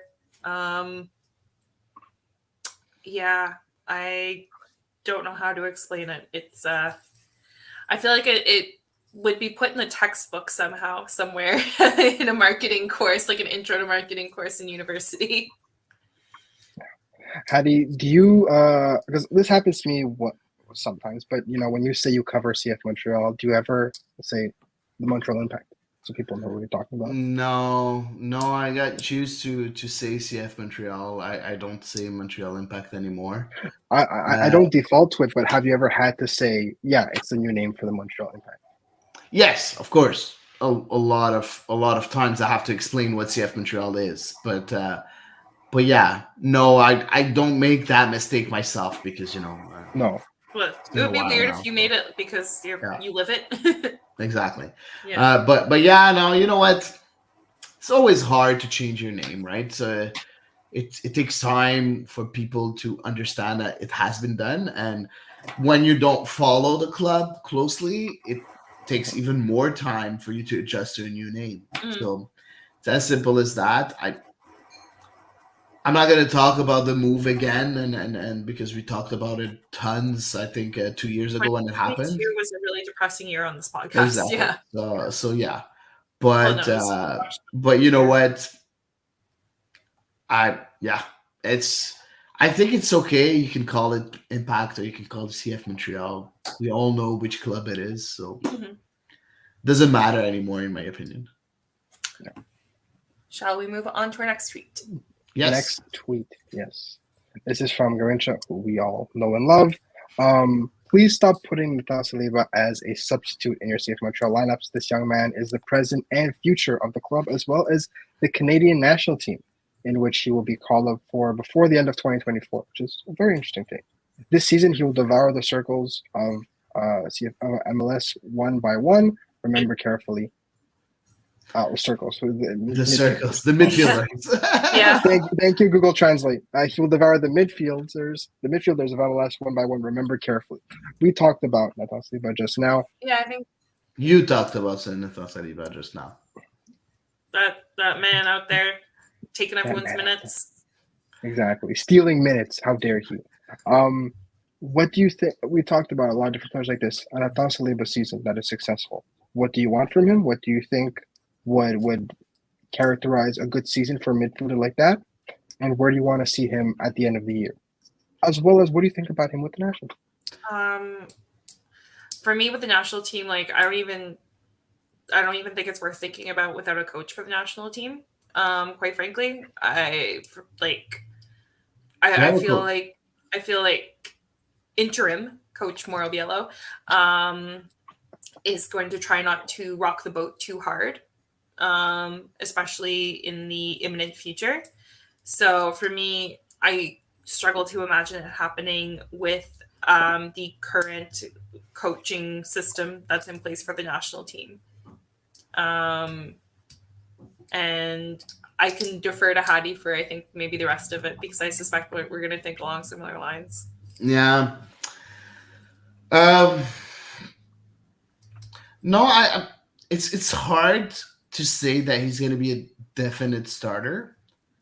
I think he's going to have a lot of minutes. Again, guys, do not forget, we have a lot of games to play, right? You have the Canadian Championship, you have the MLS, you have the League's Cup. You have so many games to play that he will get a lot of minutes, 100%. Okay?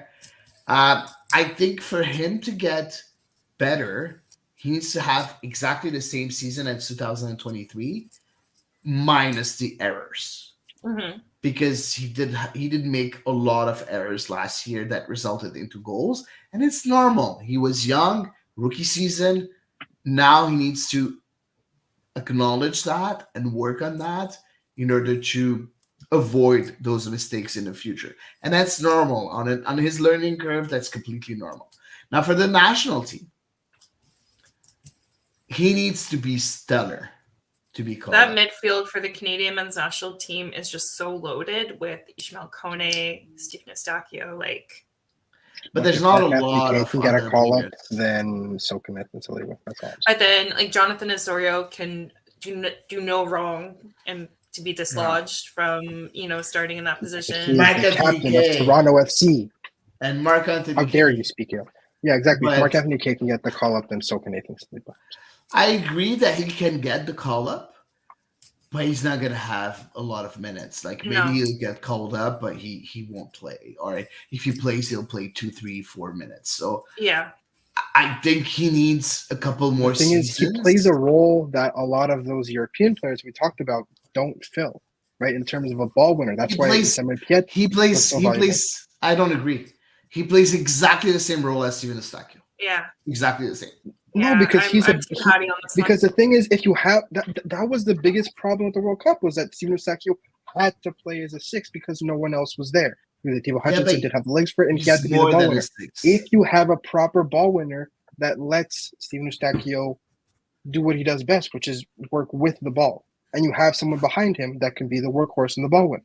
That's why Samuel Piet Nathan Saliba is gonna be behind Stephen Eustachio. No. As a ball winner? Nah. Absolutely. I think he's not a proper ball winner. I think he is that player that can be Stephen Eustachio. He can be a ball winner, but his vision is so interesting that he's much more than a ball winner. Yeah, it would be unfair, I think, to shackle him to the role. Exactly. He's not Ishmael Kone. He's not a number 8. No. He is a regista. A regista, if you want to call him that way. Yeah. So where does the regista play? Number 6, but he's not. It's like a 6 exactly like Stephen Eustachio. Eustachio was playing as a regista in a World Cup. But it's because there was no one else that could be in that spot, and you were shackled. I'd rather have Ismail Kone be somewhat limited in his role than Stephen Eustachio. If you have them in the same midfield. Ishmael Kone will never be limited in his role. He No, can't play in a did I say limited did I role. say Ishmael Kone? I meant You Nathan did. Okay, Saliba. he said I'd Ishmael rather have Kone. I'd rather have I've Nathan been sitting Saliba here like, limited in his oh role, god. Okay. limited in his role than Steven Eustáquio, if they play in the same midfield. But I don't think he can play in a limited Oh my role God, either, guys. Nathan Saliba. So, let's agree to disagree, right? Yep. For me, he's I think Yeah. he's for going to me, show this year that he can. Yeah, I think you both are very willing to die on these respective hills. Yes, absolutely. okay. So let's I wait put him and down see as a what's going to perennial starter happen with this year, Nathan for God's Saliba. sake. I don't think he's going to be a starter, an undisputed starter for CF Montreal this year. Not like Mathieu Choignard, but he's going to get a lot of minutes, 100%. Yeah, I can espouse that. And I already said my piece on the national team, which was completely different from yours, so I'm good. Shall we We have move on one to something final hopefully tweet. less contentious? Oh, yeah, I think so.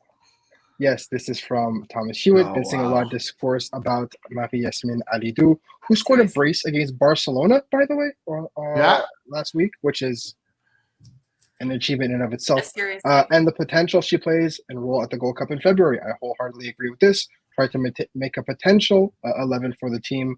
Let me know what you think. This 11 is a striking partnership of Leon and Alidou. And then across the midfield five, you have Chloe Lacasse, Julia Grosso, Jessie Fleming, Quinn, and Ashley Lawrence, who plays as that right wing back. Then you have Vanessa Gilles, Kadisha Buchanan, and Jade Riviere, along with Caitlin Sheridan in goal. What do you make of this? Do you think that, wow. some just, like if you don't Adriana mind, I'll Leon, pop it who's back up on the screen. yeah, go ahead. Yeah. So the only non-European player, I mean, if you count Jessie Fleming, who is recent, who has moved to Port Lanida, the only two NWSL players that are currently in the off season are Quinn and Adriana Leon. What do you make of Leon plays for Aston Villa. Leon played for Aston Villa. Are you thinking of Caitlin Sheridan? She's not. She's Caitlin Sheridan is in WSL. Right, yeah, Sheridan. Yeah. What do you make of this? I can kind of understand the logic. I'm not sure though that I would play Jade Riviere as a right center back. For me, she is a right back all days of the week. I caught a little bit of Shalina Zadorsky's game for West Ham, wherein they beat Chloe Lacasse's Arsenal, which I thought was a wonderful exploit for them. And she looked excellent, a lot better than she had in a long time with Tottenham. I know it's a very small sample size, but perhaps we could work her into the back three instead. And if not, I think Bev Priestman is really, really high on Jade Rose for that third center back position, which is unfortunate because I do really, really like Jade Riviere as a player. And I've said it 8 million times, I think. Otherwise, I kind of have to wonder about, and this would be really ballsy, but giving Olivia Smith a start up top because she is having an absolute breakout. Did you season. see her golazo? Oh my god! Yesterday? Yes. Oh wow! So good right now. Wow! She wow! is on Amazing. absolute fire right now, and if she carries that form into February, I really struggle to see how Bev Priestman cannot give her a start at the W Gold Cup and at least one match.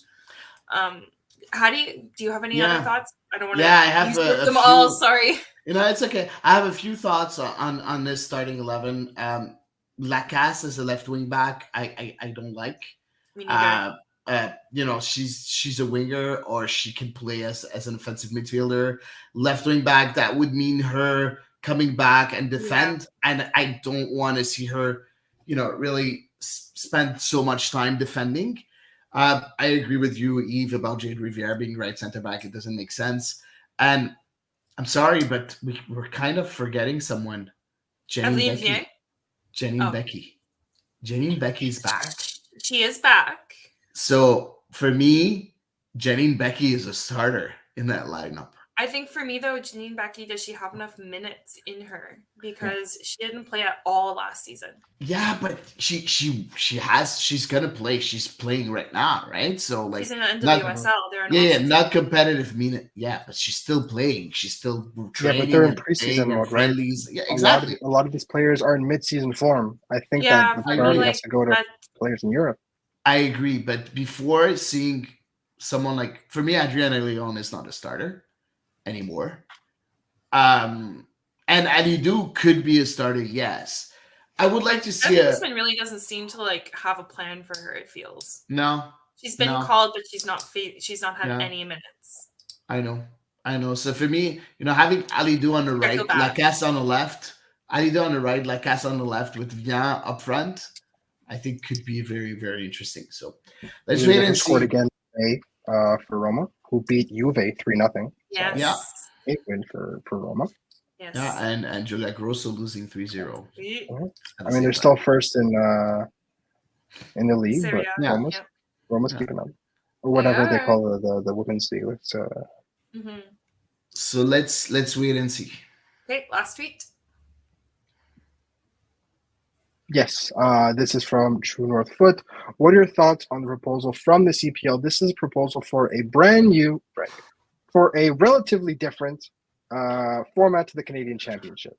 There is no draw. The matches will be set on reducing travel costs. The matchups suggested would be with no specific home and away. York United versus Simcoe County Rovers. Vancouver FC versus Victoria Highlanders. Halifax Wanderers versus CF Montreal. Saint Laurent versus Toronto FC. Unknown for Atletico Ottawa, Cavalry Pacific Valor FC. The Whitecaps, who were the 2023 Canadian Championships, and Forge FC, who were the CPL champions, would get a bye of the second round. Start early in May. This would allow Halifax and Cavalry, and CF Montreal, by the way, to host due to their grass pitches and cold weather conditions. The league also discussed the possibility of having two-leg matches in the second round, unknown if it will continue in the later rounds. I also missed two-leg matches. Those were awesome. The CSA is still reviewing the proposal. MLS teams are against it, unsurprisingly. I'm against it. I heard Hady kind of giggling a little bit. What do you make of this That's odd? ridiculous. That's ridiculous. That's like No complete. draw. That's ridiculous. Like- Like you would have the PLSQ team play Toronto and Montreal go to Halifax. Why? I mean, they've done that. Why? Why? Like, what's the logic behind it? It's because you don't want Halifax to spend, but you spend money. But what? Like, what? No, it doesn't make sense. I'm sorry, it doesn't make sense. What really does make sense, though, I think it could be interesting to reduce costs. I like the idea behind it. It's important to reduce the costs right now with everything that's happening with the CPL right now. I completely agree to reduce the cost. Not a problem at all. Start in May. Very interesting. Two-legged matches in the second round. Very interesting. But come on, man. Like, at least,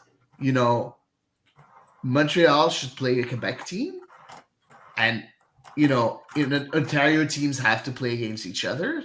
And unfortunately, you'll pay Halifax to go somewhere, or you give them money to travel somewhere or whatever if you want to help them. But it doesn't make sense that Montreal will be the only team to not play in their own provinces. Okay. It doesn't matter. It doesn't make sense. Eve, what do you think? So I think so I am okay with the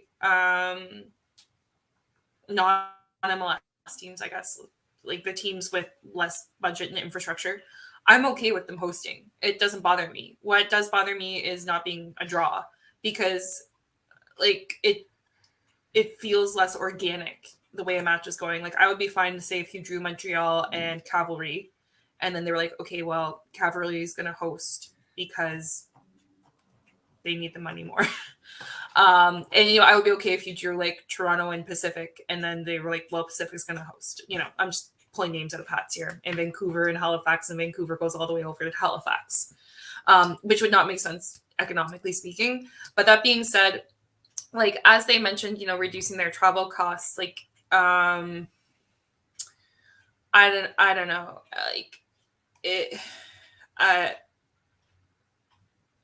it says no specific home. Oh, maybe, okay, wait, now maybe it means no specific home / away. So maybe that means they don't have to automatically travel, now that I'm rereading it, because it said no specific home / away. The matchup suggested are blah, blah, blah. And then like the unknown is super weird. The unknown matchup. I'm like, what are you going to do there? You're going to draw those, It's but like then in not the others. WWE where you show up to a field, you don't know if you're playing. Their Oh music hits and they God. walk out, and you're like, "Oh my god!" Yeah, I don't know. Like I get where they're coming from, and I love having the teams that have like the smaller stadia, the smaller infrastructure host, because I think the ambiance during cup matches is, you know, just so unique and so different. And like no matter what league it is, I'm there for it, and that's maybe an unpopular opinion, but I think doing it without a draw is kind of like a really weird way to set it up. I think a draw, like, just weird to just choose teams based on geography rather than to actually properly draw them. I think that's the end of my sentence, because it was really hard for me to wrap my head around the rest of it after the first part. Yeah, the two things that I agree with are, you know, location to help reduce costs, especially in a world where CPL, financially speaking and coverage wise, is a little bit It's not up a in good the air. place. Exactly. The other thing I like, which is this next statement might be a bit counterintuitive to the first statement, but the two legs. I've missed the two legs. I love a two-leg It was series. I love, especially in a cup tie. It's great. Yeah. Which again is counterintuitive, given that, you know, even more traveling and even more games and even more expenses. Therefore, but I miss two-leg ties, man. They're just so fun. There's just something about it that, you know, soccer needs. Yeah, bring back two legs. Absolutely. Yeah. In some in some capacity, whether it's this, whether it's playoffs, whether it's Leagues Cup, whether it's any cup, Give Elias a two-legged tie. For the love of God. But yeah, that's I those love two the guys. two legs The too. rest of it, I do tend to agree with you guys that it's very weirdly put, and I understand that CPL kind of did it out of self-preservation, but you know, it is what it is. You know what? Let's wait and see what's gonna happen with the Canadian Championship. I think that's gonna wrap up our show tonight. The episode 165 of The Ball is Round. That was a long one today. Thanks a lot, Eve and Elias, for being here with me tonight. It was really, really interesting. I hope that you guys really liked it. I know we've had a lot of interactions with you. It's always very interesting. Guys, one thing that I always have to say, that our content is always going to be free, but if you want to help us grow the product, help us improve it, feel free to join our Patreon page and helping us out. That's it for tonight. See you next week for episode 166 of The Ball is Round.